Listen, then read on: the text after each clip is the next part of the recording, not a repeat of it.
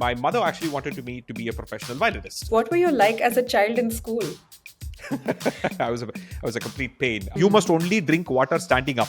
Has 100k likes. Are you serious? Yes. How can you lie like that? How can you lie? Yeah. So how does someone get a publishing house to call them to write a book? There'll be some 100 likes for somebody who said you are wrong, you're an idiot and all that. That's fine, but nobody really honestly cares. Very few people actually read comments. Instagram is like, okay, I see all the people who have agreed with you have now slowly engaged with it. Let's find the haters. What did you eat on your first date with your wife?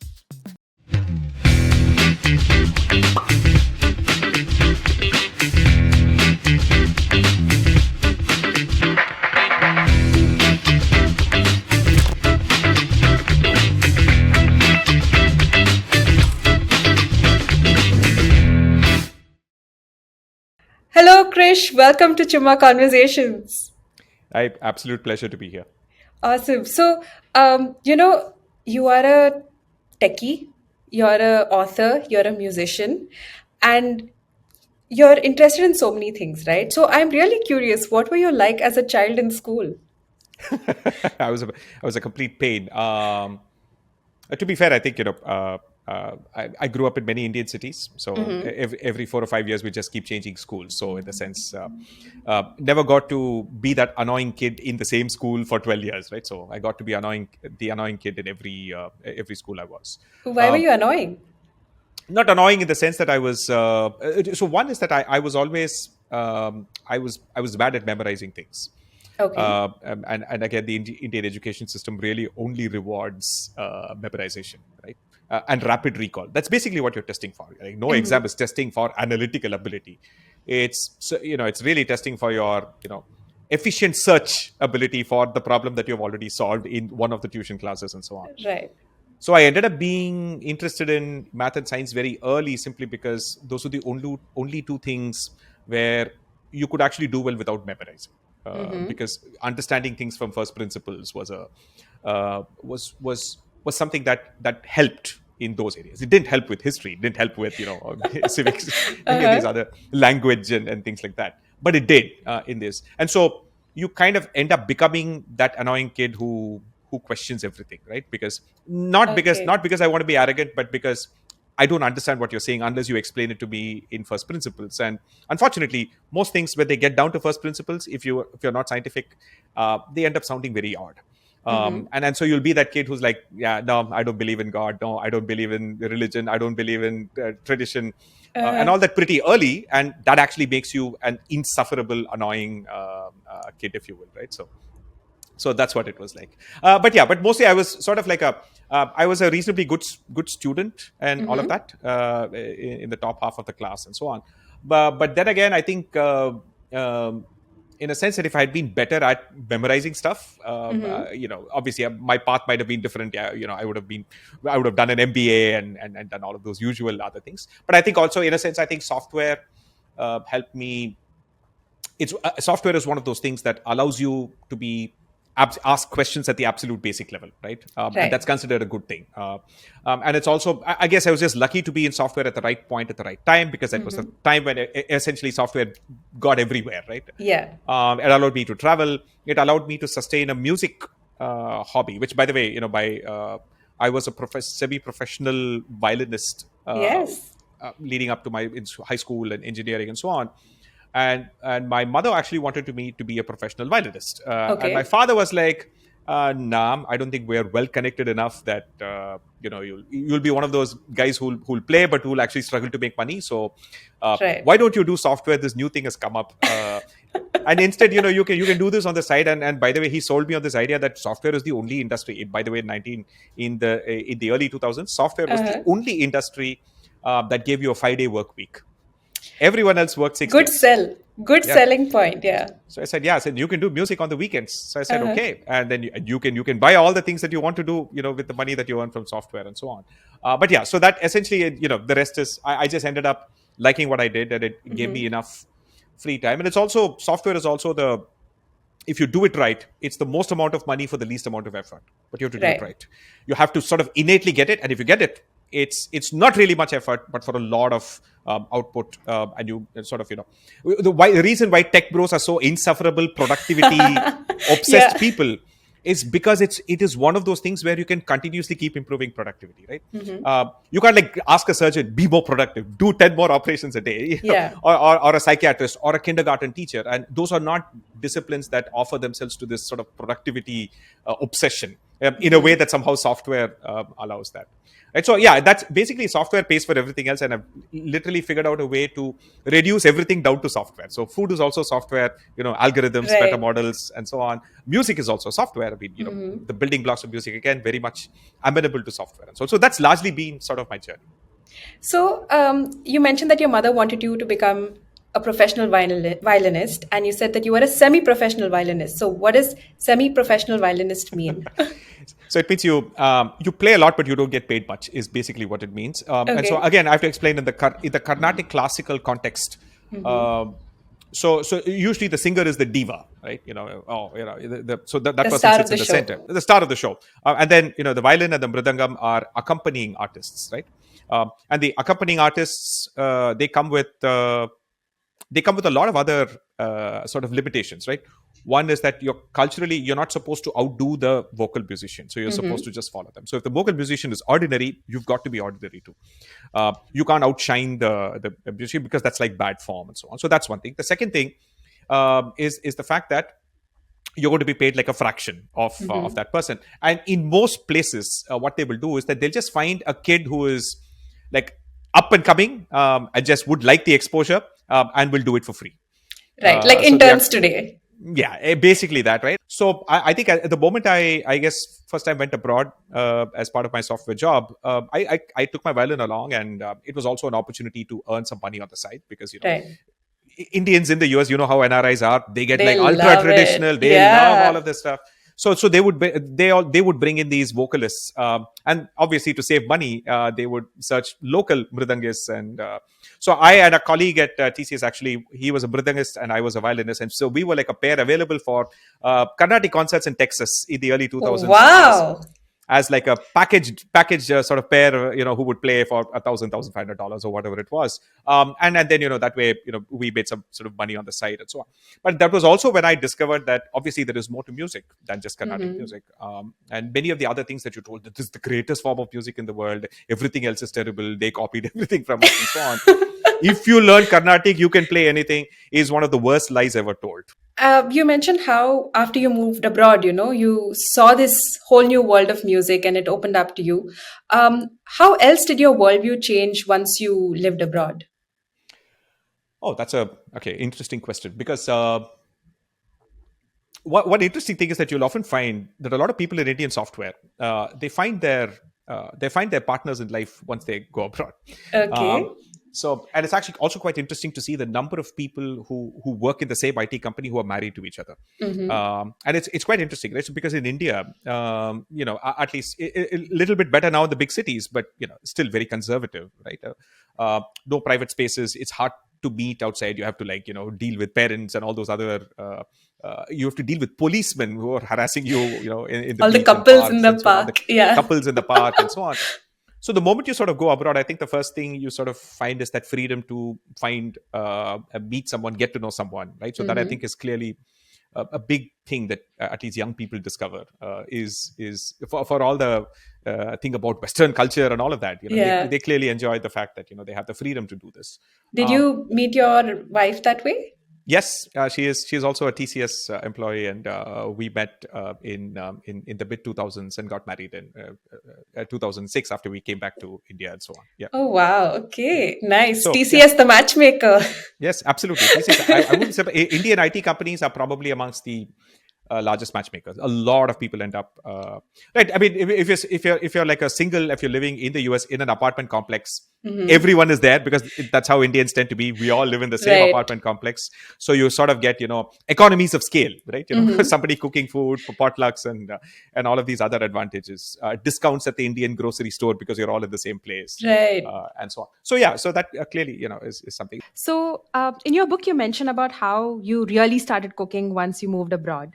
Do you have any disaster stories that you can share of when you first started? Oh man, so many, right? And it's weird. So especially if you're like, we were like three guys, Mm-hmm. sharing that apartment, and one of them had like no kitchen skills of any kind. Okay. The other guy was like a Malayali guy who said, "I'll wash the vessels, you cook." Okay, so I will take care Nice. of washing vessels. I said, "Okay, thank you very Okay. much." Right? But then it's also when we went there, I wasn't particularly used to the fact that there are appliances for everything, right? In Right. India, we don't buy appliances for everything, right? Mm-hmm. The first thing is obviously you want to go buy a mixie, right? Mixie Mm-hmm. blender is very important, and the common mistake everyone will make is, we went there with our first salary, buy the cheapest mixie, buy the $20 mixie from Walmart. Yeah. And yeah, so the first time you grind a chutney, the chutney would actually literally have the powdered metal, the blade itself, because it would have just Really. melted, right? It was not really designed for chutneys. It was Mm-hmm. really designed for putting fruits and making some smoothie or something, right? It was not really designed for that. So you recognize that unless you pay $70 or $80, Uh-huh. those mixies will not make chutneys, right? For all the really hard, urad dal and Yeah. chana dal that you want to grind, those are very hard things, right? Yeah. So that's the first thing. You waste one mixie. That's one rite of passage, Right. right? And then the next thing, obviously, is that your electric stoves work very Mm-hmm. differently from fire, right?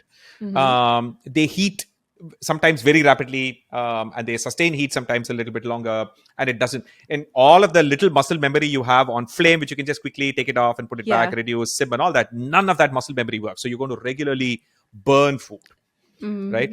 So literally, for all my pro non-stick views now, I have burnt a lot of non-stick pans early in the day, and ingested a fair bit of non-stick as part of my cooking. So Mm-hmm. I've lived to tell you the fact that yeah, it's quite safe. You can ingest non-stick and it's quite safe, right?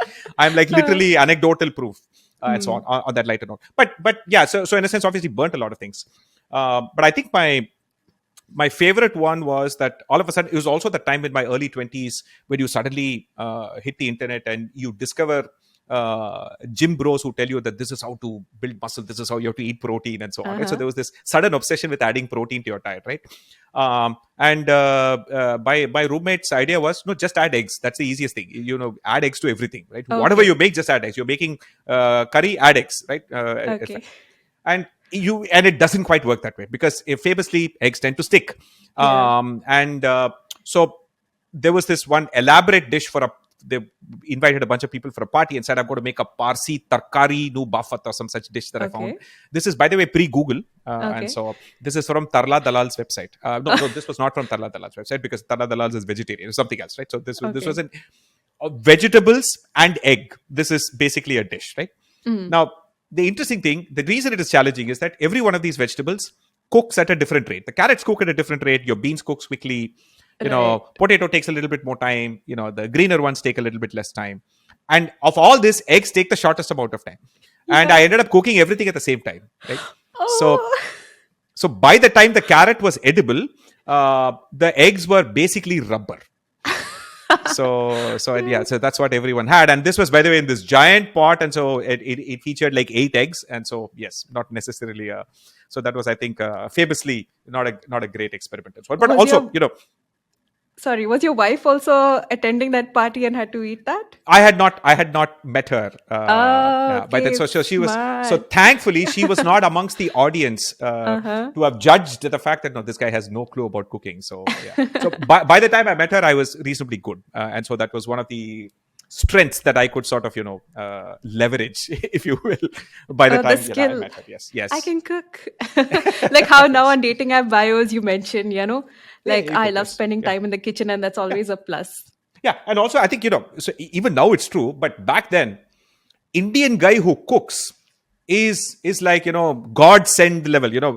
My aunties and all is like, how to cook, and they'll be like, you have to do the barest minimum, like, just Right. make an omelette, cook one Uh-huh. Maggie, make one Yeah. rasam. That's enough, right?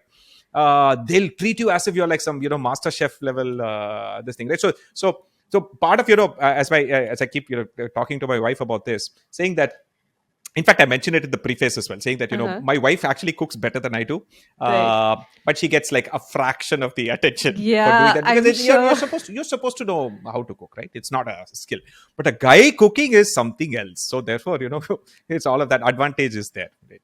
Yeah, Yeah, yeah, I can imagine. And especially, I'm sure like 20 years, like now it's a lot more prevalent. Even on yeah. social media, there are a lot more people Yes, cooking. But I'm correct. sure like 20 years ago, it would have been like, you are the rarest of rare gems. You are on Yes, the top of the absolutely. list, you know? Yeah. No, but it's actually funny because I think most Indian men Mm-hmm. did force themselves to learn to cook because it's too expensive to keep ordering from outside. Correct. Uh, they at least for the duration till their mothers found them a free cook for life, which is arranged marriage and all that. They had to learn how to cook. So Right. in many cases, their parents would hasten the discovery of arranged match because my son is so his How health will my is being son spoiled. survive? Yeah. How will he survive on just pizza and burgers and all of that? Yes. Oh, yes, very true. I remember when I first came across you, it was on Twitter. And Yeah. at the time, I thought it was, like many authors, they become very active on social media because they want to promote their book. Yeah. But when I was doing research for this interview, I realized I came across your blog. It's called, I had to write it down, Doing Jalsa and Showing Jilpa, which you started in Yes. 2007, which is Yes. amazing. So, Yeah. first, I want to know, what does it mean? What does doing jalsa and showing jilpa mean? Because I tried googling it and I couldn't. I Yeah. didn't So find you'll an only answer. end up getting references to my blog itself rather than Correct. the actual. Correct. So it's actually a literal translation of a cult Tamil a film song called Mm-hmm. Jalsa Pandangada, Jilpa Katungada. Right. So it's a Okay. Uh-huh. right. So it's a from a movie called Chennai 60028. Right. So Mm-hmm. 60028, which is a cricket movie. It was a cult street cricket movie. Okay. Okay. And it has an absolute big Lebowski level cult following in Tamil Nadu, Okay. and for people who watch Tamil movies, right? Um, and uh, and it had these really like super meme worthy dialogues for that point of time, like mid 2000s, when the internet wasn't really into memes and all that. And this was one of their cult songs, Jalsa Pandangada, Jilpa Kattingada. And it's sort of, both of these are like Chennai Tamil words which Uh-huh. originate in Urdu, by the way, right? So Jalsa is basically enjoyment, right? Mm-hmm. Jalsa Pandangada. Jilpa Kattingada is, Jilpa Katrada is basically speaking about topics you have no clue about with great confidence, like you exactly mentioned about Yeah. Americans, Yeah. is also a quality that I possessed in great, with great ability. Uh-huh. And so I decided, I said, fine, this has to be a self-referential joke about myself. So, Jalsa Pannagada, Jilpa Kat. So doing Jalsa and showing Jilpa was what that blog. It was basically just for its time, it was basically lots of just random localized humor about my arranged marriage and Uh-huh. typical Chennai stuff, and the other. And occasionally it would sort of touch upon these subjects related to patriarchy and Right. tradition and this thing. And those posts would sort of go viral, and a lot of people will fight Yeah. in the comments. So Yeah. yeah, sort of like it was all of this stuff that happens on Twitter now. It was happening, in these blogs back in the day, right? And Chennai and Bangalore got internet early. Techies were there early, so Mm-hmm. a lot of people in Chennai, a lot of people in Bangalore were early bloggers, right? Back Right. in like that time, and so it was a very small community of people. In fact, a lot of the people I follow on Twitter right now are basically people who've been blogging in Chennai all that time, Right. back and so on. And so that's what the blog was about. But I like the collection. I went through a couple of posts and Yeah. I like the range of topics you cover. And I also saw, like, when I read your book Masala Lab, you had a lot of illustrations Yes. which you used to explain certain topics, and I saw a lot of that as well. So it was kind of like seeing your origin story when I Yes. was reading your blog. So those of you listening, if you want to get to know him better, Yes. you should Yes. definitely read this blog. Yeah, and it's also an interesting exercise in uh, slight cringeworthiness, in the sense that you sort of see that some of your ideas, when you're like in your 20s and so on, are very Hmm. half baked, and they're sort of, you're jumping the gun and you're not Yeah. really thinking things through and so on. And it's very interesting to see that evolution, as you well. So, please knock yourself out. It's some of the older cringeworthy stuff. So you were blogging 2007 onwards, and you were also Yes. playing music. Yes. And in fact, I found this 2015 News 18 article about you, which termed you as a social media guy on weekdays and an extraordinary musician on weekends. So, this article was talking about how you're able to fuse Carnatic ragas with, popular classic rock songs, Yeah. and I also came across this song on your SoundCloud, which, by the way, all of you listening should definitely check out, because I think I spent hours just playing it on the background and enjoying the music. There is one cover which I like a lot, which is of Eric Clapton's Layla, Yeah. which you've covered and posted on SoundCloud and named it Leela, but as you sing it, Yes. it's Leelai, and it Yes. has Sanskrit lyrics. And what I liked especially about it was the cover picture, which you Yeah. put Raja Ravi Verma as Urvashi and Yes. King Pururavas. Pururavas. Yes. Yes. So it's all of these there are these small little Easter eggs or these little delights which make it very, very interesting. So you are getting this kind of attention from the media as well for your music. Yep. Did you ever at any point consider becoming a full time musician? Not really.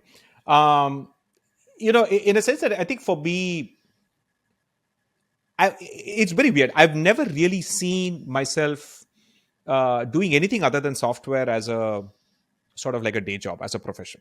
Mm-hmm. And I guess it probably has to do with my upbringing and that sort of innate original fear that these things are very notoriously fickle, right? Yeah. Music is not a something where you get a monthly salary, right? It's like Yeah.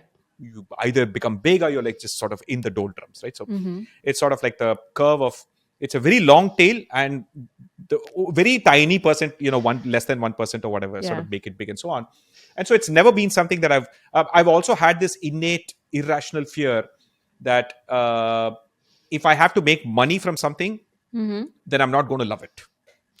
Yes. Meaning that I can't just well and truly throw in random Easter eggs and do all these things, because then it becomes a pressure to conform, a pressure to do certain things in a Yeah. certain way. And again, with due respect, I think musicians who do make it big while still being creative, of course they're there, but they're very extremely rare, right? I mean, you Yeah. know. So the problem is you look at one Rahman and say he's fantastically creative, he does so many things, but he's just one Mm-hmm. Rahman, right? So not Yeah. everybody gets to become that person. So the other thing is that, so therefore I've always sort of stopped short of saying that no, this is, I won't enjoy what I'm doing. Like I'll give you an Mm-hmm. example, right? In that entire Sanskrit rock thing, so it was actually a way for me to combine multiple interests I had and say, well, you know what, it's a good way for me to keep in touch with the Sanskrit that I'd learned, um, Right. and then also mix it with the Indian classical stuff that I know, but at the same time still keep the hard rock, the guitars and all of that also a part of that, Mm-hmm. and play and do it all by self, right? Meaning that I play the guitar, I play the bass, I play the violin and Mm-hmm. the vocals and so on as much as possible. So it's like a integrated exercise where I get to stay in touch with all of these things and enjoy doing it, right? I'm Mm-hmm. not particularly overly worried about the fact that it's not perfectly mastered, it's not stupendously well produced, and it doesn't won't sound good on a Bose speaker level kind of stuff. But in any case, I think the point was that one of the songs that I'd done was the first songs that I translated from the West was actually Rammstein's German song called Du Hast. Right? It was a Mm-hmm. famous Yeah. Yeah. heavy metal song, and the original song is actually a very interesting. People just think it's just sort of driving, pumping, it's sort Yeah. of this thing. But the lyrics actually are du hast mich gefragt. So you have asked me, basically the subtitles, you've asked me to marry you, and I have said no. So ich habe nichts gesagt. So and then basically the rest of the lyrics is biblical. Do you take this person to be your Mm-hmm. lawfully wedded? 9, right? And will you do it till death do us part? 9. So it's basically sort of like this anti-marriage Right. song, if you Anthem. will, right? So that's what du hast is. So I translated that into Sanskrit, and the most hilarious episode was that one wedding planner in Bhopal got in touch with me and Okay. said, I love the song. We want to play it at our wedding receptions because people like Sanskrit and people like hard rock, and Right. it'll sound cool. I just need your permission and all of that, right? And I said, sure. I mean, it's Creative Commons, so you can actually play it without asking me. Uh-huh. But to be fair, are you sure? Because the song is actually anti-marriage. And he basically he basically said, it doesn't matter. People just want to hear Sanskrit. It Yeah. doesn't matter what the lyrics actually mean, right? So I think I wanted to have that kind of fun rather than Mm-hmm. be dead serious, work to a deadline and timeline and so on. Possibly the one aspect of social media that I miss, and I mean it in the early 2010s era of Mm-hmm. social media, right, late 2000s, early 2010s, is that there was still it was still a place where you could publicly evolve your ideas, your expression, your creativity. Yes. You could try a bunch of things, and kind of not get jailed or cancelled or Mm-hmm. become a viral news story on the media, and Arnab Goswami shouting at you on TV, and so on, right? So that I think is I think, uh, in a weird way, I think, rather than me hark back to that glorious period of social media, I just want to say that I Mm-hmm. think, um, if that was when I was optimistic about social media, and now I am Mm-hmm. just thoroughly pessimistic about social media Yes. because of the way in which, as creators, both of us, and others and so on. First and foremost, we're navigating a very touchy world where you have to self-censor, you have to Yeah. worry about what you're saying, you have to worry about what you're not saying, because people will say, why didn't you say that, and Correct. Yeah, yeah. right, Fill in the gaps. and stay away from certain topics, and so Uh-huh. on. So that, in a sense, I think is, uh, ultimately, I think all social media would have all devolved into this nonsense anyway. I really Mm-hmm. feel so.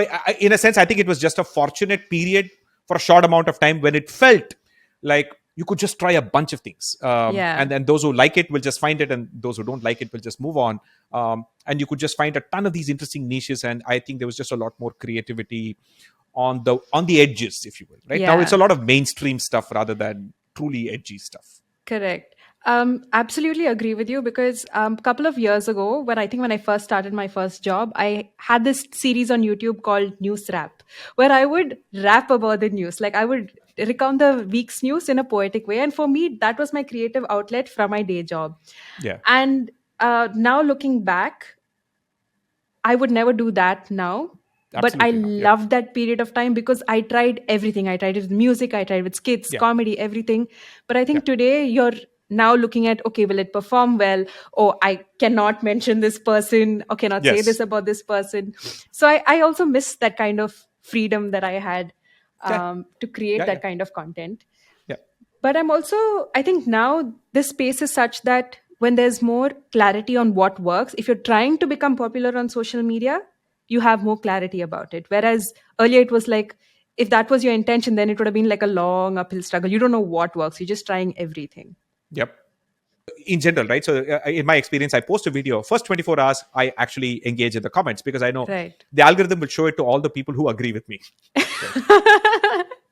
The next Good 24 hours, strategy. Instagram is like, okay, I see all the people who have agreed with you have now slowly engaged with Rod. Let's find the haters. Yeah. And because getting the haters in is better engagement strategy, because because people furiously type comments, long comments, they Yeah. spend more time in the app. So conflict actually is incentivized by these algorithms. So that actually creates a perverse incentive, uh, if you will, right? So in that sense, I think now in that world, what happens is that if you're someone who already has 100,000 followers, Mm-hmm. uh, somebody starting now, cannot just simply say, I'm going to try this, I'm going to try this niche, I'm going to Yeah. try that niche, I'm going to play it safe, I'm going to do this. They have to jump in, and do the worst sensational clickbait nonsense to get started for Yes. them to have a remote chance of getting any engagement. Mm-hmm. That I think is tragic. So, for example, I mean, I'm fortunate because you or me would have started out doing all kinds of crazy things, tried out all kinds of things, so Yeah. that you build that muscle over time. And at least I have, you. And then now, once you have a following, it doesn't matter as much because there's already a group of people who will agree with you no matter what you say, and it's a Right. responsibility that you have to take seriously. Mm-hmm. And appreciate. In my case, particularly, what happens is that people who agree with me furiously go fight with people who disagree Yeah. with me, They and it take gets some of pretty your nasty. emotional Yeah, burden away from right. you. And they're like furiously fighting, and they sometimes get nasty. Yeah. And yeah, it's unfortunate, right? So it's just, but it's the nature of how these things are designed. And yeah, so as I said, I'm a long-term social media pessimist because this is the world we find ourselves in. So as a creator economy, if you want to become great, people ask me, how, what is your journey as a creator? How do you Mm-hmm. become successful? I said, boss, honestly, I have no clue. And even if I tell you something, you should take it with a pinch of salt, Right. because I having somebody with this many number of followers didn't get there without trying a whole bunch of things in the past. And you may not have all of that privilege to do that. Right. Yeah. So therefore, but none of my advice is actually going to be practical for you, because I really cannot give you a blueprint. Right. I mean, my blueprint is that I already have this many followers. I can just try anything I want. Won't work I for don't you. I don't think so though. But now, don't That you is true. feel like you're a little more cautious because It you is have no, so many but followers? you're right in the sense that I think the caution has sort of become Pavlovian now, in the sense that it's not a conscious caution, right? It's I kind of know, fine, you know what, this is not worth it. That's not worth it. Correct. This pain is not worth it. I don't want to be called by NDTV or Republic to comment on something Oh, and so on. So yeah, so I don't want to do that. So therefore, you unconsciously kind of do that. yeah. But I think the challenge for new creators now is a little bit worse, right? In the sense that it is they neither have the following, and they also have not had enough of time just fooling around learning about the world, right? They're like, no, I need to do they've never really like written a film. They're only writing item songs. Right. So that I think is a terrible a position to be. Yeah, and ultimately it doesn't work either because now the creator space has become quite saturated, as in there are a Yeah. lot more creators. And if Yes. everybody is doing a trending song, yes, you might get a few eyeballs once in a while, but the only way you Yes. can grow is if you have original content. That's when Yep. people are going to notice you and be like, hey, okay, this is something new. I love what you do. So Yes. it's a very difficult space to It crack is at very this much. point. Yes. And it sort of varies by space, right? So in your space, I think your the humor and the innate niceness of what you do is universal, right? It's Uh-huh. sort of like it just makes people feel good. Just people could just binge on your videos and come out of it like hey, feeling good, right? On the other hand, if you look at other spaces, it's very hard. Unfortunately, the algorithm only prefers very targeted sort of targeting confirmation biases, right? So Okay. on the one hand, India is great, we were great, we do everything. There's one Uh-huh. category of content. You do that, it'll do well, right? Correct. Ayurveda knew everything. Our ancient scientists knew everything. That sort of there is that one category of pandering to a certain uh, innate insecurity about all the things that make up Indian history, right? We were colonized, and there were all of Yeah. these invaders, and there's that latent thing that is always there to be exploited at any point of time. Yeah. And I think many social media creators end up going down that kind of route. Um, the other one is obviously at least in India, what I've observed is how to make money seems to be sort of like a hacks, productivity Yes. hacks, how to make money, how to do this, etc. How to There's buy an your entire first home at ecosystem. 25. Yes. So there's that entire ecosystem of people who are again largely fooling people because at the end of the day, right, all as George Carlin used to say, it's not self-help, it's just help. Okay. Right. So like if you take help from someone else, it's help, it's not self-help.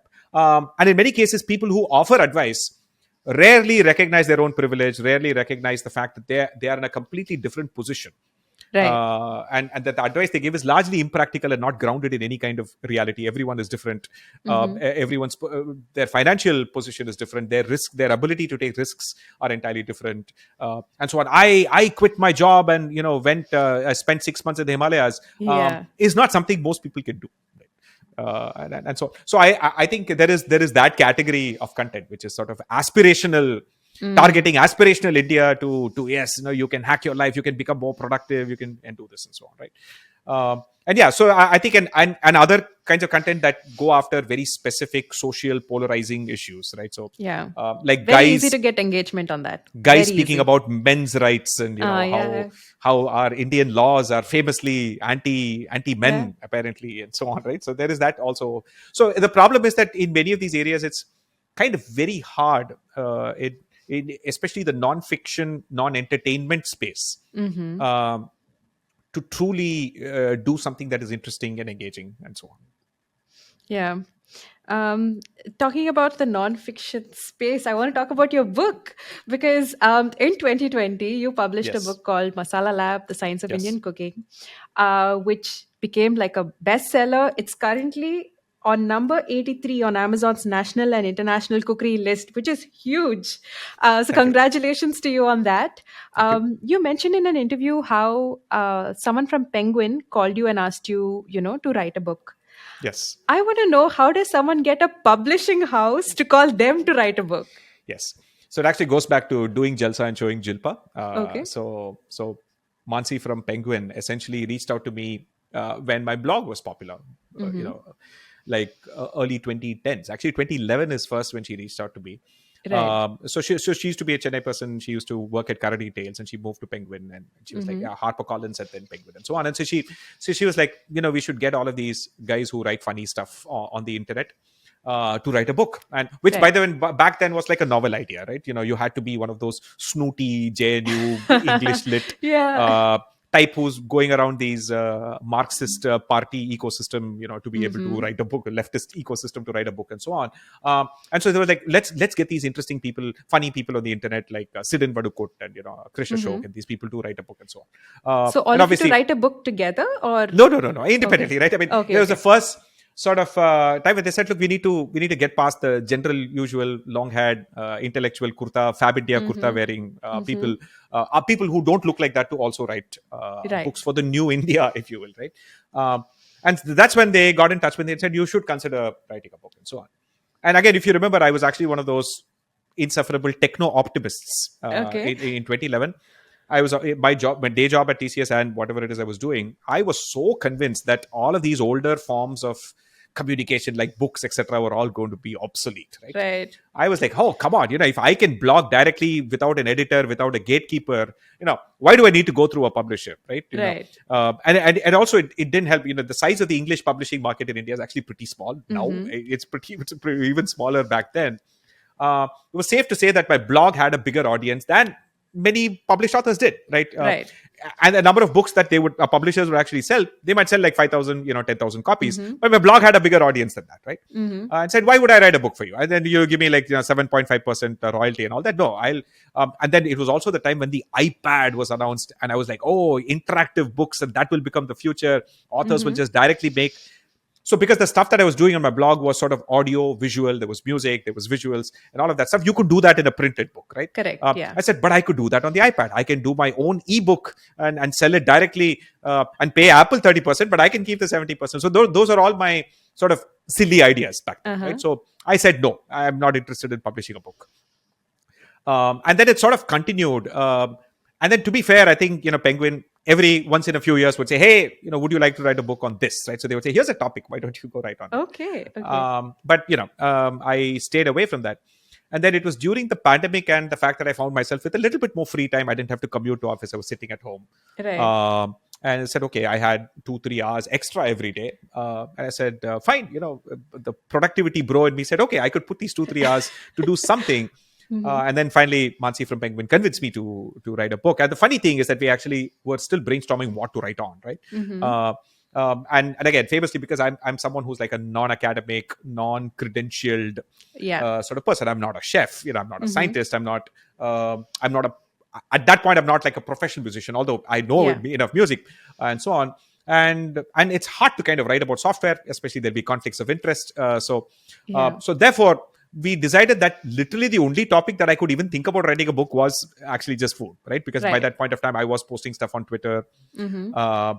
Interestingly enough, the most popular thread of mine on Twitter is a photograph of my afternoon meals that my mother would cook. Yes. I remember. And I would just post it every day, right? Yeah. Every other day. And it's now it actually it has broken Twitter's thread. Every time, sometimes people would load it and the app would crash on Android.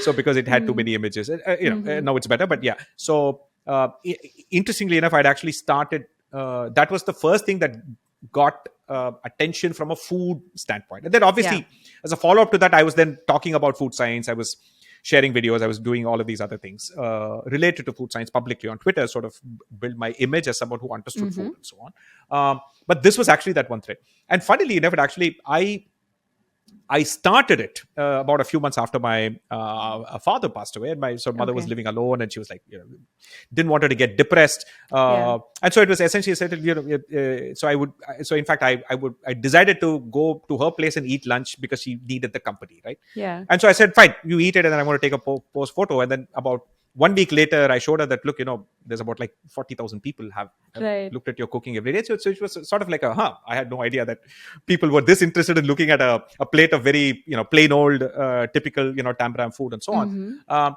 but yeah, so that's how it started, and then it continued for like 4 or 5 years, and it still continues to be sort of like this very long, big thread and so on. But so that is how my interest in food writing per se began. And then the pandemic came, and then I ended up spending. I wrote the book in about 6 weeks. So because I had enough notes Okay. about the science and all, it was really a matter of figuring out what to leave out rather than right. The Penguin said, "Look, don't write a textbook because nobody will buy Yeah. that. It has to be 250 pages. It has to be a paperback. The pandemic, we're all in big trouble. Nobody's buying books. All bookstores Yeah. are closed, so it's only online. So you have a social media presence, so you have to use it. Yeah. You have to get on Instagram because Twitter is filled with, to quote them, Twitter is filled with opinionated people who don't buy anything. Right? Everybody has something to say. Nobody clicks Right. on a damn link to buy anything. That happens on Instagram and YouTube. That's where actual conversion happens. Correct. In that there are people. So the problem is that Twitter selects for people who are loudmouths, opinionated people. That's the way it is, right? It doesn't select for people who are just sitting back and watching the fun. Correct. Instagram is more of a stage for divas, and then a large amount of audience just clicking and watching them. So the design of the app is such that, so if an influencer tells you buy this, you're far more likely to buy it on Instagram than on Twitter. Nobody will click on any influencer link on Twitter, right? Unless if it's a crypto bro, which by the way, many people do. That's an entirely different, separate story. But yeah, so that's essentially how this happened. And I decided to create an Instagram account, and I had famously deleted my Facebook and Instagram account when Donald Trump got elected, and I said, well, this is sort of like my breaking point for social media. Like the lead up from 2014 to 2016, Right. the things that happened in the world were like, nah, this is down to social media. I'm not for it, and so on. And then eventually Penguin persuaded me, no, please get back on Instagram. Other people don't buy on Twitter. So What that's was how it I like created when Masala Lab. you, yeah, what was it like when you rejoined Instagram? Did you find it very strange? Because you joined after quite a big gap, right? A lot had Yes, I did. Yeah. changed. Yeah, a lot had changed. And it was weird. So in a sense, okay, on the one hand, I obviously had the privilege of just simply asking all my, whatever, 80,000 Twitter followers to say, hey, please follow me on Correct. Instagram. Not, again, as with Twitter, less than a very tiny fraction actually did. But it still got me to like 4 to 5,000 followers very quickly, Right. which makes a big difference, right? So because, getting to that first 5,000 is notoriously hard for new creators, right? And so that's how it began. And then essentially it was still very small stuff, most of me doing infographics and whatever I was writing for Yeah, I do Mint, and remember I would that. just post those illustrations and those kinds of things. And then suddenly I said, well, this is actually taking a lot more time. What Yeah. can I do on Instagram that takes less time? And I realized that reels take less time because I could just shoot and Yeah. edit and post in 20 minutes, right? So then what I said, fine, but I can write the script more offline, right? As in when I have time, I can fine tune it. Yeah. I write 1,000 words, then I edit it down to like 500, then do the harder job of editing it down to the 233 that I can cram into a 90-second reel at my speaking speed. Oh, wow. Okay. Right. So that's, it's down to a science. So then sort of, that then I realized that this is far less effort for me. Yeah. Right. And obviously Instagram said, yeah, we want reels. We don't want anything else. Right. Correct. So Yeah. yeah. And also, I think one big factor is shareability, because if I wanted to Yes. share your reel on my story, Yeah. I can share it and people would get the whole information. But if you're making Yeah. a carousel post, Yeah. I can maybe just share the first slide, but people wouldn't get the context of everything Context. else. Yeah. So shareability, I think, is a huge factor in reels. Very much. Yeah. Yeah, and also, I mean, with great reach comes greater criticism, and Yes. especially when it comes to food, because food is such a subjective topic. It's a very sensitive Yes. topic because you have a Yeah. lot of feelings attached to it. Yes. In your time of writing about food, what have you learned about people and their relationship with food? It's interesting because I've done this in two ways. One is obviously a lot of the reading that I had to do, first to research my book, and then subsequently, as I kind of got online and discovered that the food universe on Instagram is very different from the typical book reading food universe, the very limited book reading Yeah. food universe that you think of, right? And my surprise at discovering that fear and scaremongering seems to be the predominant, clickbait seems to be sort of the predominant way in which people have their relationship to food. And it's also a very dysfunctional relationship because the reality is that it's pretty evident that modern day diets and modern day lifestyles, urban lifestyles, are Mm-hmm. causing lifestyle diseases, Yeah. from diabetes and so on. So yeah, so the connection between your diet and all of those problems is true. um, but the way people make those correlations, and then end up making very trivial statistical errors, that this is a magic ingredient, this is a superfood, Yeah. no, this is poison, this is drinking apple cider vinegar will make you lose fat. And so basically that again is the classic social media distorting the idea that a very simple easy hack, you Mm. must only drink water standing up, has 100K likes. Are you Okay. serious? Yes. And not by one person, multiple Yeah. holistic naturopath ayurveda people have said you Yeah. must only drink water standing up, right? And actually, if people just ask a next question, Mm. did hunter gatherers have chairs to sit down and drink water?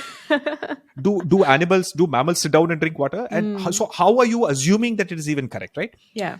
So in a weird sense, I think this world ended up teaching me that there was perhaps a slightly dysfunctional relationship to food that was being Mm-hmm. sort of being amplified by social media, right? Yeah. Your grandmother or your mother probably didn't overthink this, right? they Mm-hmm. just they just cooked food, they cooked what they knew, they just went about doing their stuff, and we all ate at home. Didn't really it's all They did not break their heads over, oh my god, this non-stick, this aluminium. They Yeah. did not, they really did not. But social media gives you the illusion that oh man, you must care about all of these things and so on. Mm-hmm.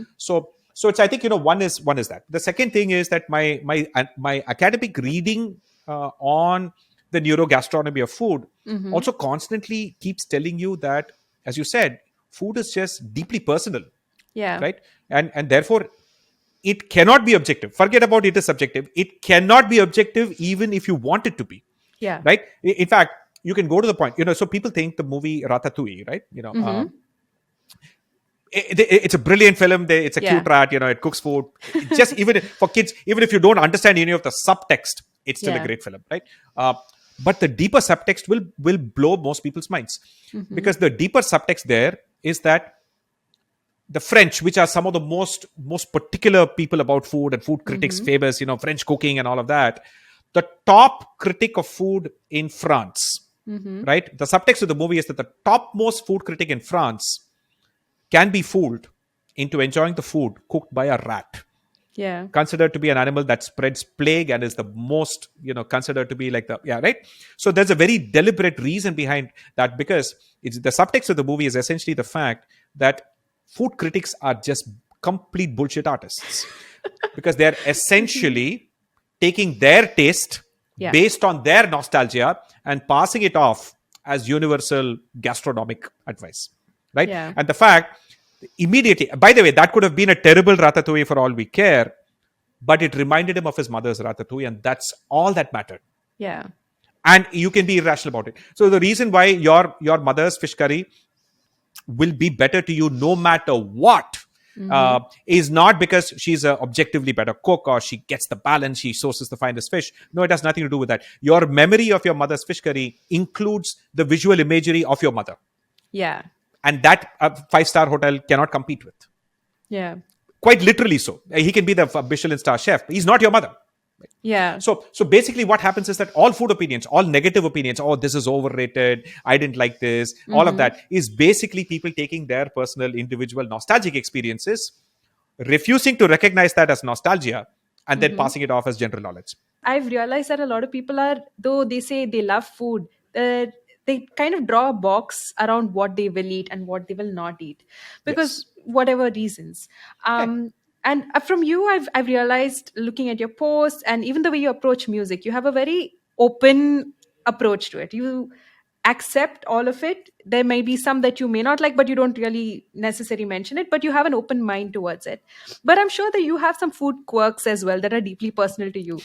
For example, me, I need to have Yes. my main course and then only eat my dessert, whereas my Yeah. husband will have one bite of dal, one bite of dessert, which I cannot, like, I don't get it, right? So Yeah, what yeah, is your yes. food quirk? So my food quirks, two irrational food quirks, for all my avowed openness and all of Uh-huh. that, I will tolerate anything and so on, but I detest upma, and I detest eggplant. So two Really? completely irrational, two things that I no, this is where I draw my line, right? Okay. It's quite interesting, right? Everybody draws a line, Mm-hmm. but then they judge other people for where their lines are. Yeah. So that is essentially how food seems to work. But yeah, for me, essentially, I think the Upma story is also quite silly, right? It's also, you know, marginally, sexist and patriarchal as well, to be honest, Okay. in full personal admission. Uh-huh. Growing up, I think, my mother had three boys, right? Mm-hmm. So as you might imagine, generally chaotic home, Mm-hmm. and so she had to do everything, and she also was working Right. in a bank job, so she had to cook, for all three boys, and again, Mm. as you know, boys' appetites are crazy. At Yeah. any given point of time, once you hit like 11, 12 years old, your appetite is like there's no amount of food it's going to Bottomless satisfy pits. you. Right? Bottomless pit. And at the same time, so when I was 12 and like wanting to eat anything in sight, my Raghav, who's my youngest brother, Uh-huh. extraordinarily picky. No, no, no. This Oh so it's no. like notoriously hard to figure out what to cook, what to make, and so Right. on, right? And so that was her life. And so for her, like all, in a weird way, a lot of the stuff goes into the inspiration behind Masala Lab, wanting to saying that never underestimate the power of convenience, right? Mm-hmm. I think, in a way, even if you want to eat healthy, never underestimate the power of convenience, be it pressure cooking, be it, using the fridge, using freezers and all that. Because I've seen my mother having to just struggle to figure out what Yeah. to do this. And again, what people tend to do is that when in doubt, when you don't have time, you're just exhausted, dinner is not going to be rasam, sambar, and this and Yeah, all of that. yeah. It's going to be upma, because it right. It's a Yeah. weird historical this thing that the British actually attempted to introduce semolina to South India to convince South Indians to eat wheat. Okay. uh, and the South Indians said, boss, in South India, women have been voting and working since the 1920s. Don't Uh-huh. bring this wheat business. We can't be making chapatis one after Correct. another. We want something like rice. So Uh-huh. they said, yeah, semolina is the idea because it cooks like rice. So in Chennai, actually, Spencer's in Chennai put out these advertisements. I've shared this on Instagram as well. Put Uh-huh. out these advertisements claiming that semolina in wheat form Uh-huh. is 10 times more nutritious than rice. All kinds of lies. Okay, so Uh, so they sold and they convinced people, and uh-huh. they convinced restaurants to invent these dishes. So MTR guys invented rava idli, and upma Okay. was sort of invented here, and it's sort of, both Bangalore and Chennai ended up inventing these rava based dishes, which eventually sort of also became the working women's go-to stuff, because hey, Mm-hmm. you know what, it's easy, Yeah. it is delicious if you add like enough oil and all of these other things. Yeah, but for us at least, it's like, nah, we ate it way too many times, right? So Yeah. it was sort of, my complaint was that no, the upma is too much. And I would go to school, I would open my tiffin box and wish it wasn't upma, and it would be upma. And so in a Okay. weird sense, so that's my Mm-hmm. sort of yeah, so it was, yes, obviously I was just being a typical sexist 12 or 13-year-old, but that's what it was, right? Yeah. And that's why I still have an irrational dislike for upma, and people say, the indigo upma they give you, right? They just Uh-huh. add water and it's Yeah. so delicious. My argument is that if a dish could be as delicious as the real thing by just adding water, then it's not a great dish to start with. So that used to be my argument. I That see it a is, bias in this yes, so argument. it's a bias. Yeah, so therefore, sort of like, no, I have this irrational dislike for Mm-hmm. upma. And brinjal was really just is just that I was in a school in Chennai, and we used to have these water puddles during the rainy season. Uh-huh. And the way we used to cut brinjal, at least in my home, was in this sort of that more sort of those vertically down. Yeah. Let's put it this way: for me, the slightly steamed and boiled brinjal looked like leeches that I saw in my Got school it. puddle. Got it. And so I have Okay. this every time I eat it, even the texture, it's sort of, I have this saying that, yeah, this is probably what a leech tastes like. And so therefore I have You are going to ruin brinjal for me. yes. Yes, everybody, every one of your audience who does not like brinjal, now you have a good reason. It has the Oh my texture and it goodness. looks like leeches. Yes. I hate leeches and I had never made this mental connection. Yeah, yeah. But have you had brinjal in other forms like baba ganoush, for example? Do you Yes. like that? Do you like the flavor of it then? So for some reason, because my mother used to love bangan barta, so she would like Ah, sort of roast very yeah, similar to correct. mutabbal and all these baba ganoush Mm, and these dishes, right? So that whole roasted large wala eggplant. mm, For some reason, it had that metallic aroma, sort of a very iron centric metallic okay. aroma, which for some reason I never liked. Okay. But I eventually warmed up to it not via Baba Ganoush, not via the Middle East, but when I went to Patna and had litti chokha. Oh, So this yeah. chokha is basically this smoked eggplant Yeah. mixed with boiled cold aloo, and then it's got chilies and onion and all these other things, and mustard oil mixed on Mm. top of it. And it is an absolute, it's an insanely flavorful. It can be an acquired taste, but I said, yeah, this is genuinely amazing, right? In a strange way, I think it was Bihar that opened me to the wonders of eggplant, if you will. Nice. You mentioned this morning that you usually keep your phone off for all notifications, and I wanted Yes. to know which app sends you the most number of notifications. Oh man. So it's probably work, right? Microsoft Mm-hmm. Teams for work is the one that buzzes way too many times, right? So, but I said, okay, you know what? All my notifications are going to be off. So it is quite exasperating for my wife because she finds it very hard to reach me sometimes.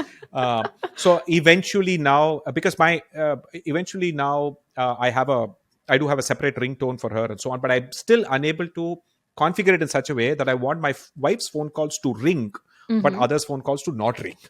That somehow is still not doable on iPhone. Maybe I'm still missing it, but I haven't found the time to research it. So if one of your podcast listeners knows how to hack this, do let us know. I think it'll be so. In a sense, my this thing is that I will check my phone, WhatsApp, and so on once in 2 hours or so, and then Okay. respond to everything.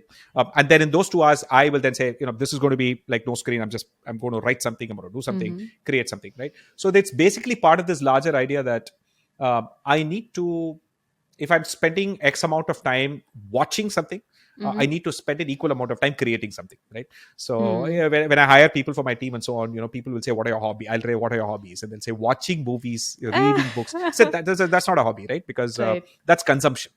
Correct. So for me, hobby is creation only, right? Mm. So even if you say I shoot home videos of my pet, that's creation, Mm-hmm. Mm. right? I watch movies is consumption. I write a blog is creation, right? Yeah. But I read long form on the Atlantic is consumption at the end of the day, right? Yeah. And so I think, in a sense, and having your phone ring on you all the time, it Mm-hmm. basically just completely prevents your ability to be in the zone when you need to be creative and so on. Correct. And those of you listening, if you want to get hired on Krish's team, now you know what to say when it comes to hobbies. Yes. And I also wanted to know you're active on multiple social media platforms, and I'm sure you see a difference in the kind of audience on each platform. Yeah. So, currently, which is your favorite platform to create slash post on? It's over time, it has sort of changed, right? I mean, in the Mm-hmm. sense that there was a point of time when I think my personal blog was basically my favorite platform because it gave me Mm-hmm. full control. It allowed me to manage the audience. It allowed me to moderate, Right. do a bunch of these things. But again, the size of the scale was much smaller. And then at one point of time, at least between 2009 and roughly 2014, 2015, Twitter would have been my favorite platform because it was open, it was non-algorithmic, it was genuinely organic, Mm. and you could also be just do indulge in crazy things and not really worry about Getting repercussions and so cancelled. on, right? It wasn't then it became political, and Yeah. and so on, right? So that was essentially my favorite platform back then, and then over time it's sort of now I'm a pessimist, right? I'm generally not a fan of any single platform, to be honest. I think Mm-hmm. LinkedIn is just full of people with hot air. It's They take the most interesting content from elsewhere, and then Yeah. they try to find business lessons from them, right? So Yeah. three things we learned from Zina Taman's Instagram post last week, that sort of stuff, right? Okay. Nothing very Yeah. original. It's all very Mm. corporate bullshit. Everyone tries to post to each other and so on. But there are pockets of LinkedIn that I think are genuinely useful, especially if you engage with academics, if you engage with uh, people for whom the traditional loudness and nastiness of regular social media doesn't work for Mm. them, and so on. It's small pockets. Twitter, at this point I'm barely active on Twitter. I can't stand Twitter now. It's like no matter what I do, Twitter wants to tell me 10 ways AI will change your life. It seems to Yeah. be Oh, I've no seen matter a what you lot of do. those threads now. Yeah. Yeah, and right now it's also like every time I see a blue tick now, it's like no, it's probably I'm not interested in hearing the opinions of anyone who wants to pay Elon Musk for the Yeah. privilege of having their message amplified up, right? So Uh-huh. it sort of reached that point, right? Mm-hmm. And then Instagram is sort of more a love hate thing. It's where the audience is, Yep. at least for the food stuff, right? Mm-hmm. Uh, I like the fact that the engagement, uh, Twitter actually amplifies comments and replies and quote tweets. Yeah. It's for that, right? So you could say something, but a really smart reply could go viral, right? So that's the way Correct. Twitter's designed, and it's good for some things and it's terrible for many other things, right? Instagram, on the other hand, is very creator focused. Yeah. Your comment and all, you can post some angry comment, it'll barely be seen, right? It's okay. Some there'll be some 100 likes for somebody who said you are wrong, you're an idiot and all that. That's fine, but nobody really honestly cares. Very few people actually read comments. It doesn't. So it's designed in a way so as to make it better for your mental health, especially if you post on like contentious topics and so on. Right. Of course, it has other problems. I mean, uh, I know it is associated with a lot of mental health problems in young women and so on, body image issues, and all of these other beauty related. There are other toxic parts of this and so on. If you really ask me, the one platform that actually has stayed true to what it is good at doing, but while I'm not overtly active on it, like occasionally just go reply, is Reddit, to be honest. Okay. Okay. I thought you Because were it going to kind say of YouTube. YouTube is I as it's probably the platform that I consume the most, because I watch a lot of videos and Yeah. end up watching lectures, and I listen to stuff on 3x speed and all of that. So that's Same. productivity hack, bro hack, if you will, right? And then all of that. But then I've never really got into the social creator aspect of that, because for me, I think since I do things myself, YouTube was just way too much effort. Right. And now, even now, the annoying thing is that, like, there's YouTube Shorts. I would just gladly post my Instagram Reels Yeah. there, but it's only 60 seconds. Okay, so the Instagram Reels are 90 Yeah, seconds. So right. I'm like, I'll wait for YouTube Shorts to become 90 seconds and then just cross post on that, right? Uh-huh. But yeah, I absolutely like YouTube, but I also think the YouTube algorithm is pretty toxic, in that it will take you down rabbit holes. And unless you're consciously aware, I find a lot of people assuming that whatever the algorithm shows you is literally their worldview, right? It will take you down rabbit holes. If you're of one ideological bent, you will end up only seeing content that confirms your biases and so on. It's very Correct. dangerous in that sense, right? So YouTube. But yeah, so Reddit in a weird way is sort of that hits that sweet spot between find crazy interesting things overall, Right. but also you just want to be focused in one specific area, one specific subreddit, you can do that. And if you don't like the way they moderate, you can find another subreddit that deals with the same Yeah. topic with better moderators. Right? I've been moderators on a bunch of these subreddits in the past, but then it's also time consuming Yeah. and so on. I find it interesting that you said you find Instagram to be better for mental health for creators because nobody really reads the comments. It's creator focused, and that made me curious. Like, do you actually read your comments? so I for my own mental health, what I do is that over time you kind of know that once you post something, that you have a guess of 24 hours later, Instagram will bring this category of haters. Right. You know that, right? So if it's about eggs, it's going to bring in the vegans. If it's about some Ayurveda related stuff, it's going to bring in all of those Ayurveda people and so on, right? So you kind of know where these people are going to come from. The only thing is that usually the way it seems to work is that Instagram tends to show your content to your immediate followers, a sample of your immediate followers for the first 5 minutes. And if there's a lot of engagement amongst your followers, then it will decide to show it to more people, and eventually get to the point it'll show it on the Explore and so on. When it reaches, then is where all your haters and non-followers discover your stuff in the first place, right? Barring the small number who are following you because they like fighting with you, right? So those are the irrational people you should just ignore, right? Mute, restrict, block, whatever, do all of that stuff. It's not really constructive. Because in general, I've been long enough on social media to build a muscle where I'm like, I'm interested in feedback, even if no matter how angrily or rudely it's worded. Some feedback can be constructive, right? The people can tell me, the boss, you missed this. This is a important consideration and so on, and it's useful to learn, right? And, otherwise, what's the point, right? We're not just sort of you need feedback. You need a feedback loop in some sense, right? But of course, a lot of the comments can also be completely unconstructive, right? And it's just downright ad hominem attacks and so on. So over time, I think the idea is that I tend to pay attention to comments, maybe the first few hours, sometimes, and then after that, just completely mute. And then once in a while, randomly, I might just see something that's like, you know what? this is ridiculous enough that I'm going to respond to this just for fun, right? And writes, and so and I find that sometimes it's those comments that I do just later offhand and so on. I write this long comment. They sometimes get like 1,000 likes for and then for no good reason. What's the strangest take on food that you've seen so far? Something that stayed with you? Oh man, very hard. I mean, so the one occupational hazard is that people send me the craziest videos every day and say, please debunk this. So I've gotten to the point where I'm like, no, have you first read my book? Have you bought my book? Have you read my book? Have you watched all my videos? Then you get to ask me doubts, right? So otherwise it's Great like marketing strategy. Yeah. right. So, and I use a lot of these shortcuts saying already posted a video. So VD, so it'll automatically autofill and say, I already Right. posted a video, please go and Yeah. see, right? I get a lot of crazy stuff. And mostly they fall into various categories. One is usually to do with finding the most bizarre way to find fault with some packaged product. Right. Of course, we all know packaged food is bad. Okay, so as Michael Pollan said, right? If it grew on a plant, good. If it came from a plant, not good, right? Plant meaning factory, right? So, Yeah. so the whole idea is that we all know that yes, you should be eating biscuits in moderation. Of course, you should be eating snacks and Maggie and all these things in moderation.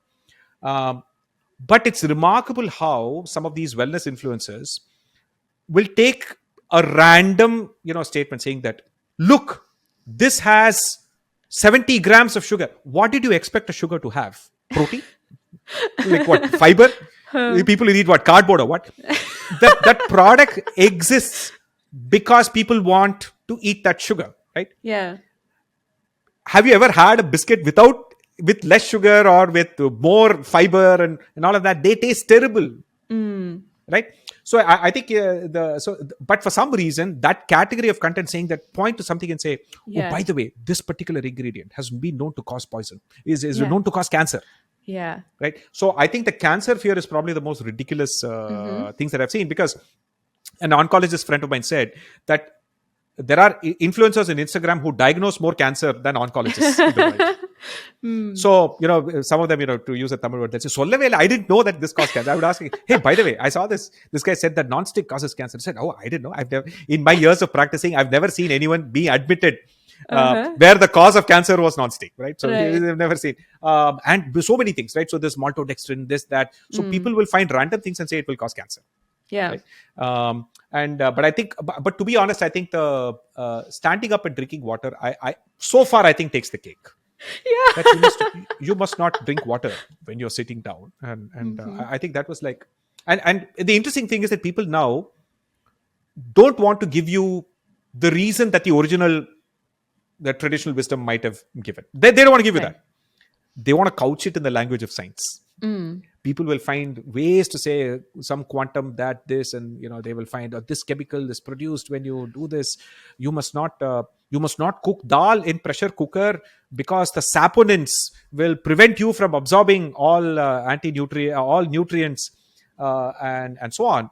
And so again, this category of content made by seemingly extraordinarily privileged rich people who seem to have like 4 or 5 servants, who will then make content that says you must not use pressure cooker.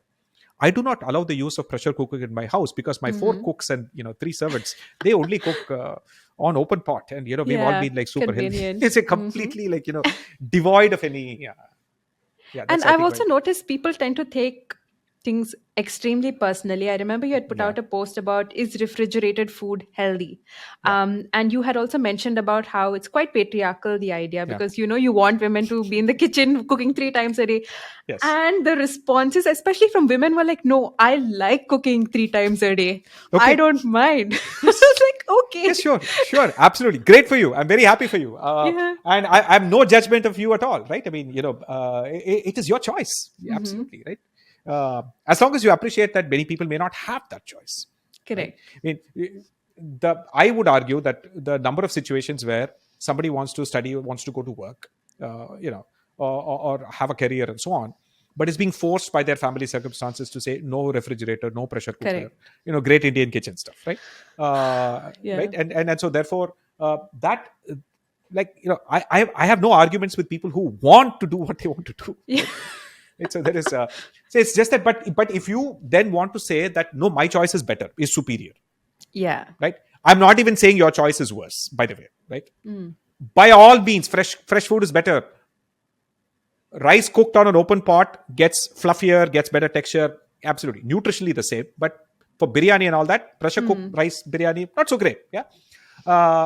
Purely taste wise. But then, Yeah. biryani is not something you eat for health anyway. So Mm-hmm. it's purely flavor thing. Yeah, by all means, cook it on an open pot.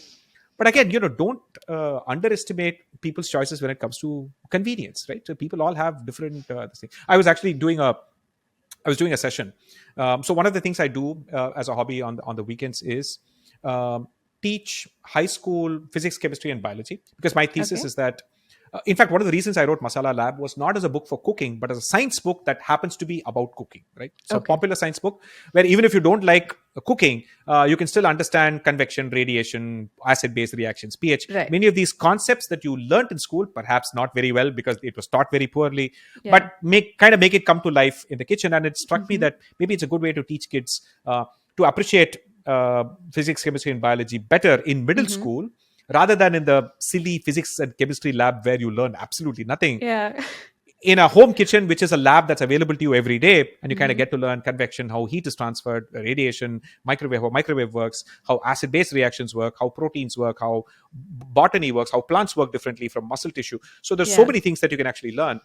So one thing that I do is sort of take one dish and then basically teach a bunch of kids and say, look, these are all the physics, chemistry, biology principles that you can learn in the process of making this dish, right? So Yeah. that's one of those things I do. And then I used to do it for my son's school and so on. And eventually the local government invited me to do this for government school kids. All the high performing kids in all government school across Tamil Nadu came to Chennai, and I did the session Wow. for them. Okay. So it's quite interesting. 200 kids. And I asked them a bunch of questions. I asked them, what cooking material do your parents use? And by Right. the way, these are all like extraordinarily smart kids. They know what's going on, and they're very, very confident and so on. They're like aluminium. Nobody uses stainless steel. Nobody uses copper and brass and all of these things. They use aluminium, right? Because aluminium is cheap, it's light, it's fuel efficient, right? If you go to Instagram, aluminium causes cancer, aluminium causes birth defects, aluminium causes all of these things. But this is basically kids from all over Tamil Nadu telling me that they use aluminium, right? Second thing, what cooking oil do you use? Palm oil. Because ration store gives you palm oil, Yeah. right? And yet, Instagram, if you listen to Instagram, palm oil is basically the bane of the food industry and so on, right? Yeah. So at the end of the day, people have to realize that economics and class and all of these things go into how we make these choices, right? So to sit in our pedestals and say, aluminium is toxic, etc., etc., because you I can only afford to use use stainless steel. extra virgin olive oil. Sorry. Yes, extra virgin olive oil, and then you will deep fry and burn all of the Yeah. the extra virginity out of it. Yeah, and then basically. So, but so it's quite interesting how a lot of food is also fodder for posturing. Yeah. It's a way of signaling the fact that you have these fine tastes and you don't do this and you are healthy, and a lot of this is sort of signaling with completely poor correlation, right? There is no evidence that all of these the kids are unhealthy. They're actually spectacularly healthy because Right. the government school meals gives them an egg every day, right? I wouldn't be surprised if they're actually getting enough more balanced Yeah. protein than most people, rich people do, right? And so Yeah, the thing that you said about eggs giving a lot of protein. I remember in Karnataka it was an issue in government schools because Yeah. they were not being allowed to give an egg, stating that for religious purposes, and that's when you need this kind of scientific approach Yeah. because you're depriving children of this kind of access to protein. Yeah. Um, No, I say it's perfectly fine if you grow up in a household where eggs are not consumed and you don't consume it for religious reasons. You should not be forced to eat an egg. That's Correct. absolutely fine, right? But let's really ask ourselves, right? If you go to a government school and you ask those kids, how many of you are vegetarian? How many people do you think are going to put up their hands? Right? When I did this year, in a room of 200, 5 were vegetarian. yeah. Right?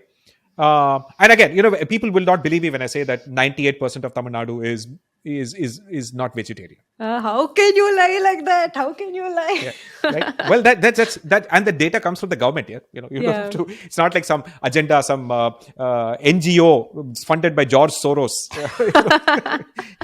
did the study, but actually, it's the government's own data, right? It's just that the south and east tend to be meat and seafood eating.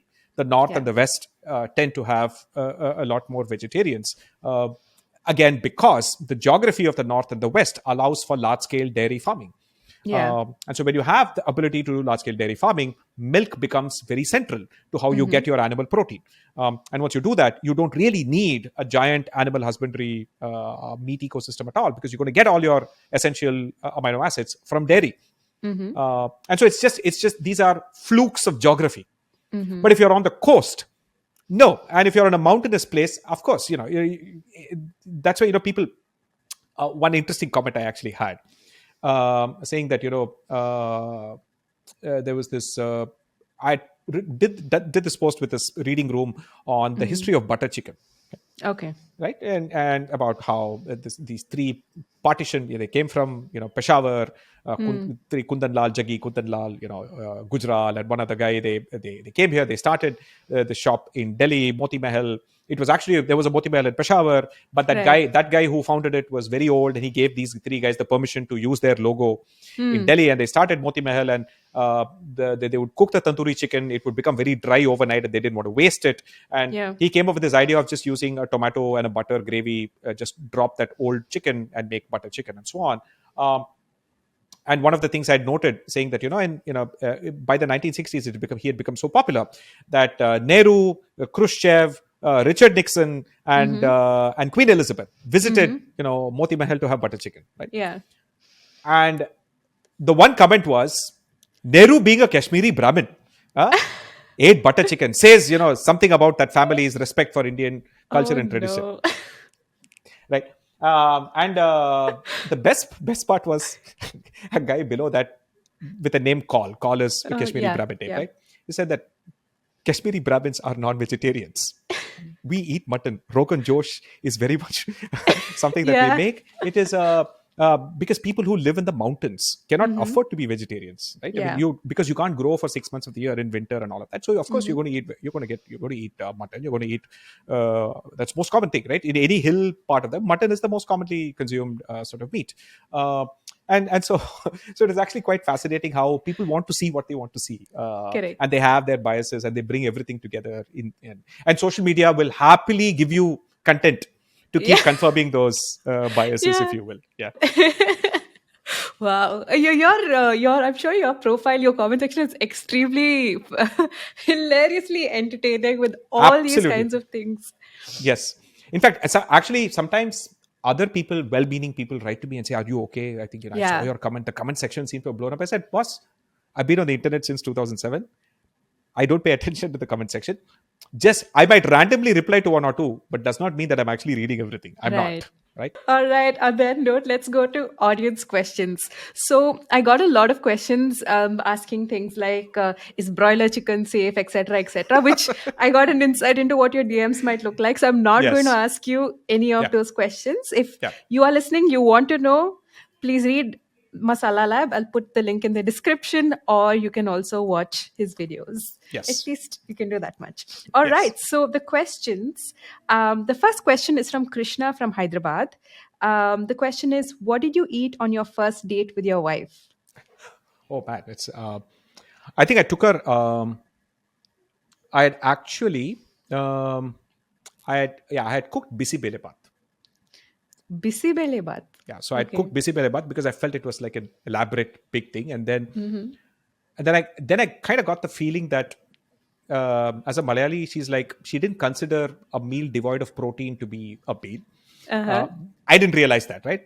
So the next date we had, I made a prawn curry, and she was just floored. But then she said, okay, because she lived with vegetarian roommates who did not allow her to cook non-veg in her room. Okay. So it's like, so she was like starved. So for her, it was like, oh man, okay. So this is the taste of home. So she was clearly, it hit that nostalgia spot. Right. But then I also sort of learned that for her, it's like, she's of the kind who's like, why are we going to a vegetarian restaurant? You could get Yeah. vegetarian food in a non-veg place. No, that way everyone can eat what they Yeah. want to eat. But yeah, so yes. Oh, so sweet. But busy bele baat. Yes, busy I belly can't bath, yes. believe it. Yeah, so Okay. because again it was my mother's idea of a special Sunday weekend dish. Okay. Slightly elaborate, more effort. You have to Huh. do all of this together, and then right. Of course, she had her own shortcuts, right? She used sambar powder, and it was one pot, one shot rice and dal, everything cooked together. Vegetables also one shot pressure cooker, and then you add the other coconut and other things, and then you sort of cook it. And so it was still a shortcut version of a working woman's version, if you will, compared to the traditional authentic version and so on. But yeah, so that was my idea of a special meal, if you will, right? But of course, over time, I kind of realized that no, my wife's idea of a special meal was chili chicken fried rice and so Yum. yes. All right. Second question. I think you've sort of answered this, but if you'd like to elaborate further, you can do so. This question is from Aishwarya from Noida. She asks, do you identify as an influencer, and do the negative comments sometimes affect you? I think I'll be lying, if I say that negative comments don't affect it, right? I mean, it's hard, right? Obviously, I think, but at the end of the day, I think, if you're long enough, if you spend long enough time on the internet, you over time learn to build a muscle, in my case, constructively, to figure out, can I get something useful from a learning standpoint from a negative comment? Or is it just irrational hate and outrage and just people just viscerally reacting? And to be fair, I'll even give them the benefit of doubt that sometimes when you say something that challenges some of your own innermost beliefs and identity, particularly, right, people do get offended, and I think it's fair to accept that they will get offended, and so you learn to see that anger coming through that voice, and also the fact that the anonymity of social media and the typed nature of this also makes people say things that they would not say in real life. So most people who say the things they do on social media cannot say it in person to someone's face. They would never do that. They would It's never do too that. rude. Yeah, it is, right. And so in a sense, I'm willing to give people the credit that yeah, they're probably a nice person, but it's just social media sort of encouraging this sort of behavior, right? Yeah. So over time, you sort of learn to give people that benefit of doubt and figure out how to selfishly turn it to your benefit, right? At the most reptilian, banal level, it is like, hey, thanks for the engagement, right? Yeah. Right? It's you're helping me out by leaving angry comments. I would rather you Right. leave angry comments than not comment at all, right? Ah. So in that weird sense, but at the end of the day, also I think uh, in an ideal world, I think social media should be a slightly closer reflection of how interpersonal relationships actually work. Unfortunately, it is not, right? I think we end up seeing the worst sides of each other and a very narrow slice of what we're about. Yeah. And I know that, for example, that so when it comes to influencers, and I'm sure you would have experienced this too, that our followers sort of get this illusion that they know us very well, Yeah. right? And they get this illusion because the algorithm is plastering our faces in front of them, whether they like it or not, like several times a day, right? No matter where they go, they're not missing your post. Somehow Instagram will show it, right? You're not missing. And you're consuming your 90-second thing literally twice, thrice a week. And you've watched several hours of this person, right? And so people have this illusion that they know you. They know everything that you're about. And I think it's a dangerous illusion, right? In the sense that no, right? Our social media identities are not even a tiny fraction of the entire complicated mess that we are as individual human beings in our personal lives, in what we do, in the ideas and the doubts and we behold. I might come across as this confident tech pro sounding off about some science in 90 seconds, but people don't see the fact that I have to think really hard. I have to grapple with so many conflicting evidence. I have to worry about what am I missing out and what am I leaving out on the cutting floor because it's only 90 seconds. Editorially, you can only do so much and so on. That part is not visible to most people. And therefore, they end up having a caricature of you in their minds. That you're about this and nothing else, right? Yeah. And so I really think people also need to change their relationship to how they see influencers, how they see others, and so on. These are just people who have just serendipitously, out of sheer luck, been placed in a position where their face is shown to a bunch of people more regularly than others. right? It's not something they chose to. It's a distortion that they rarely have control over. Yeah. Short of maybe just stopping posting and then surely the algorithm deciding, nah, I won't show you, I'll show someone else, right? Right. Right. Now to the third question. This is from Madhumita in Bangalore. The question is coming from a Tamram family where Ayurvedic traditions and quote unquote authentic culture is prevalent and ingrained, how did you come to have such radical and contrasting opinions? Yes, so as I said, I'm sure the segment about my being an insufferable child probably kind of partially answered this question, but I guess there's a little Right. bit more as well, right? So my mother's side of the family is the ultra orthodox, sort of very traditional sort of type, and my father's side of the family were the slightly crazy bunch. My grandfather was an atheist, okay, so very Okay. weird. So Tambrab atheist, right? Uh-huh.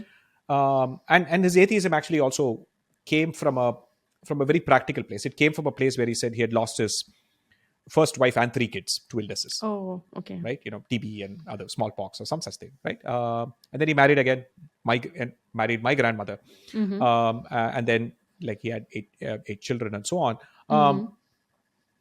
His view of all of this essentially came from the fact that he had obviously spent a lot on pujas and astrologers.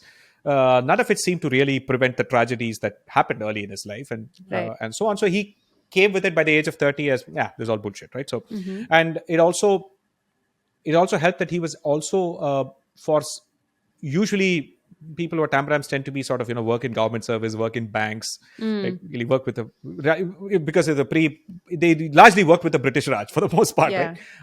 right? He was on the other hand a businessman, so he actually sold kerosene, so which is very rare for somebody from his background, right? Right. And he was also not literate. Again, very rare for someone that background. But so therefore, he had that practical market wisdom. He moved with people who are from every other part of Yeah. society. So his view on caste and view on all of these other things were very different, right? So he's like, no, we shall have no such caste boundaries. My children shall not undergo any of these, Yeah.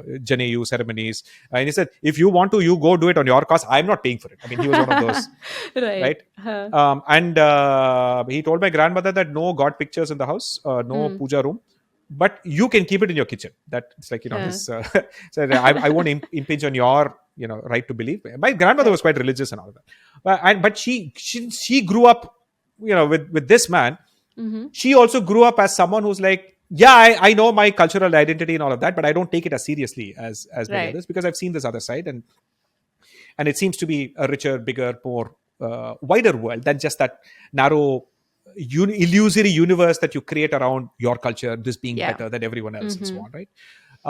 And so she grew up that way. And so, as I said, so she famously used to tell us stories. She was a great storyteller, right?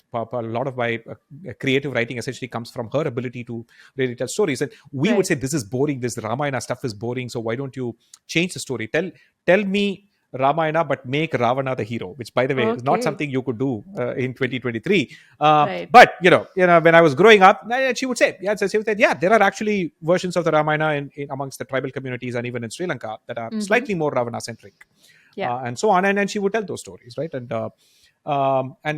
so we kind of sort of grew up finding it okay to question things. So normally it's your grandparents who would normally say, do not question, right? Yeah. Right. So and so on. But I grew up with grandparents who would be like, yeah, that's fine. It's perfectly okay to be skeptical, right? And so we were insufferable, at least to my mother's side of the family, who were like tradition. They were like, don't ask why. This is just why it just happens. You need to do this, and so on. So in a sense, I think it is that also makes me innately. And the second thing I mentioned about the fact that I'm not good at memorizing stuff. So for me, the moment you try to understand things from first principles, you really have no choice but to be skeptical and not to accept anything because it's just received wisdom and so on. To be honest, I'm not saying it's some great thing or something. I think there's Nassim Nicholas Taleb, the guy who wrote a bunch of these famous books. He has this very insightful thing to say, that saying that, sometimes don't just blindly say that this is science. There's a science paper, so it is acceptable. Yeah. There's some two studies and you accept it, but you ignore 2000 years of some practical heuristic wisdom that from your grandmother, right? Saying that one has stood the test of time and across many, many generations. And these two scientific studies could have been poorly designed. They could have sample biases, right? So Right. saying that don't just blindly accept that science is great and things like that, right? So therefore, which is why when I wrote Masala Lab, also the idea was to not say Ayurveda is wrong, my grandmother was wrong, this grand aunt was wrong, and so on. Because you have to recognize that in the kitchen, it's the knowledge of cooking that matters, not the knowledge of Yeah. science, right? And people have been cooking amazing food without understanding science for Yeah. millennia, okay? Right? So the idea was to try and see, to make this thesis that most of what my grandmother said in the context of the kitchen works out, Yeah. right? In terms of how you estimate rice, water, in terms of how you Yeah. make sure that the chapati is soft, in terms of all of this, it works out. And now I have enough of that first principle understanding of science to explain why she was right, Yeah. right? So a simplistic way of thinking about this is that, uh, in general, when it comes to cooking and health, etc., listen to your grandmother, don't listen to your grandfather. Okay. Broad metaphor is that Uncle G's on WhatsApp with no skin in the game, never gone to the kitchen, will say lots of things about cooking, about what is healthy, what is not healthy, ancient tradition, etc. They have no clue. Okay? They also don't have practical, heuristic, lived experiences and wisdom of actually doing something, doing any kind of hard work in the kitchen. Right? And so, therefore, so if people needed a heuristic about what ancient tradition to follow and where to apply science, for starters, listen to your grandmother. She's mostly right. See if what she says can be explained by science. And then that makes it doubly, something that you can pass on to the next generation. That's really all it's about. Yeah, I really appreciate you writing the book because I was very interested in food science, but I would only find Western examples of, okay, Yeah. bread is made this way because of this reason. So it was because of your book that it gave me so much more context to food cooked at home. And I was also able to show my mother, like, hey, you do this, Yeah. why this is, it's because of this reaction, it's because of that reaction. So Yeah. I really appreciate the effort that you've made to explain Indian Yeah. cooking in a more scientific way because I think a lot of people look at Indian cooking also in a way that, oh, it's you just put whatever you want, you just put all the masalas and you just make something. But no, Yeah. there's a reason It's not, yeah. behind. And it's also interesting how there's interesting distortion that social media creates, which is Mm-hmm. that every time somebody actually gets angry with me for saying that you are against tradition, even the question that Right. came from this person is like assumes that somehow I'm like anti every tradition, right? Right. And it's that illusion that's created because when you see my reels, you'll say Mm-hmm. refrigeration of food, microwave, MSG. So you're having that sample bias. You're seeing these 20 single small trivial things that I seem to take a different view from what a tradition person might take, right? Right. And they assume that therefore I'm against all tradition. That's not true. Actually, that's why I say you read my book, you'll recognize that I agree with 95% of what my mother does in the kitchen Yeah. because it's really scientific because she's learned it from her grandmother, Mm-hmm. who learned it from her grandmother, and they've been doing this, right? And when people do something, again, it becomes a craft, right? Yeah. They're not messing around. They know how to make delicious food. They know how to make the perfect puliyodare. They know how to make Yes. the most savory fish curry. They know that, right? And so therefore, uh, all of that stuff, and you can now explain that with science. Yeah. But occasionally, sometimes, because modernity comes so fast, that sometimes people have trouble accepting change, Yeah. right? And that happens, right? But even then, it's a very transient thing, right? So my grandmother, her husband used to say, "No LPG. You will only cook wood fire." Great Oh Indian kitchen no. stuff, right? Okay. Okay. Okay. In my mother's generation, it was like no pressure cooker. You will only Uh, cook on open pat. But in this generation, nobody has a problem with pressure cooker, and nobody has a problem with LPG, yeah. right? People tend to not take a longer view of history, and then people also tend to, again, as I said, they look at the few things they see on social media and they assume this is Right. all the person has to say. But no, which is why books exist, right? There's a value to 65,000 words because it gives you a bigger, richer, more nuanced understanding of the world uh, than any of these platforms ever will. Right. Okay. So I had planned for this podcast to be just 1 hour, but it's over 2 hours, and I feel like if we keep talking, we can keep talking for I'm a sure, much yes. longer time. But thank you so much for coming on this podcast. I've learned so much from you, and I'm sure those listening will have too. Those of you who are listening, you can check out Krish's book. I'll put the link in the bio, and personally, I have a copy which I was lucky enough to get signed by him in Yes. person, and it's an excellent book. Like it's a book you need to have in your kitchen. You can also follow him on his socials if you want to provide engagement. You can go and comment on his posts, but nice things only, of course. Um, all Yes. right. So, Yes. do you have anything coming up? Any upcoming projects that you'd want to talk about? So there's a hardcover version of the book with the funny thing is that the reason I illustrated my own book is Mm-hmm. because my publisher couldn't afford my younger brother who's who's sort of He's really, a yeah, he's a artist. graphic novelist, so Wow. he's Beijing Brown on on Instagram, and he does graphic novels and so on, right? Okay. He was too expensive, and so Penguin said, no, okay, we'll just go. Pandemic, they didn't have money, and so I ended up doing the minimalist illustrations myself. Uh-huh. And so this time around, I think Penguin is doing a hardcover version of the book, Mm-hmm. and they've engaged a professional illustrator to do a lot more illustrations, and by the way, a lot more diagrams and algorithms, so more dish algorithms, Right. so they only had like one gravy algorithm. Now there's like lots more, like algorithm Mm-hmm. for breads, algorithm for dal, algorithm for so many things, right? Mm-hmm. Chicken dishes and so on. So there's more of that, and so there's a hardcover version of the book that's coming out sort of later this year as well. So that is one, and then yeah, so there's I'm supposed to be notionally working on a second book, right? Still, Oh, don't really wow. know what I'm writing about, but Okay. so yeah, that's in the progress. At some point of time, you'll hear about it on social media. Yes, Awesome. That's so great to know. Thank you so much for coming, and I wish you all the best. thank you. Lovely interview. Thank you. Thank you so much for listening in. If you liked this episode, then please leave a rating on whatever platform you listen to this on so that it will help me get discovered by more listeners. New episodes of Chumma Conversations with your favorite content creators will be out every Wednesday, so make sure you click on that follow or subscribe button to make sure you never miss an episode when it comes out. Have a great week ahead. Bye.